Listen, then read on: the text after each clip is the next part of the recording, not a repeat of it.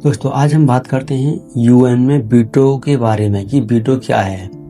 संयुक्त राष्ट्र में 5 देशों के पास वीटो पावर है और वीटो पावर होना कोई अचानक लिया गया फैसला नहीं है। यह इतिहास, ताकत और राजनीति का परिणाम है। इसमें वीटो पावर वाले 5 देश यूएसए, रसिया, चाइना, यूके और फ्रांस हैं। शुरुआत में 1945 में इसमें 51 देश थे। अब इसमें 195 देश हैं, जिसमें 193 देश ही इसमें वोटिंग करते हैं और बचे हुए 2 देश, पहला वेटिकन सिटी और दूसरा स्टेट ऑफ पैलेस्टीन, इन दोनों को ऑब्जर्वर कैटेगरी में रखा गया है। अब बात करते हैं कि वीटो पावर इन्हीं देशों को क्यों दी। यह सिस्टम सेकंड वर्ल्ड वॉर के बाद बना है। सेकंड वर्ल्ड वॉर के बाद दुनिया तबाह हो चुकी थी। इन 5 देशों ने युद्ध को जीतने में सबसे बड़ा रोल निभाया था। इसलिए जब 1945 में यूएन बना तो इन देशों को परमानेंट मेंबर बनाया गया और उन्हें विशेष अधिकार दिया गया ताकि ताकतवर देशों को सिस्टम में बनाए रखा जा सके। अगर इन शक्तिशाली देशों को ज्यादा अधिकार नहीं मिलते तो वे यूएन में शामिल नहीं होते। इससे यूएन कमजोर हो जाता। दूसरा है ग्लोबल स्टेबिलिटी बनाए रखने के लिए। ये देश मिलिट्री और इकोनॉमिक रूप से बहुत मजबूत हैं।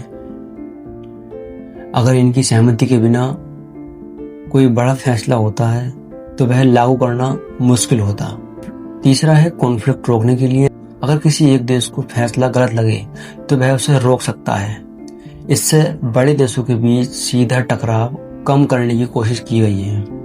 अब बात करते हैं कि वीटो पावर काम कैसे करती है।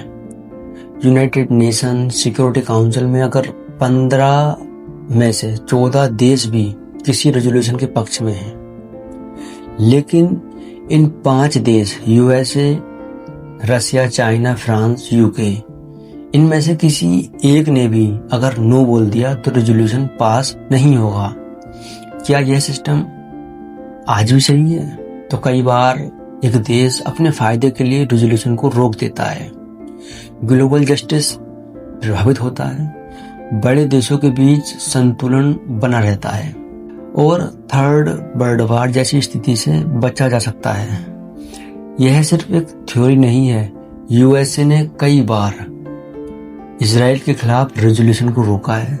रसिया ने यूक्रेन मुद्दे पर वीटो किया है।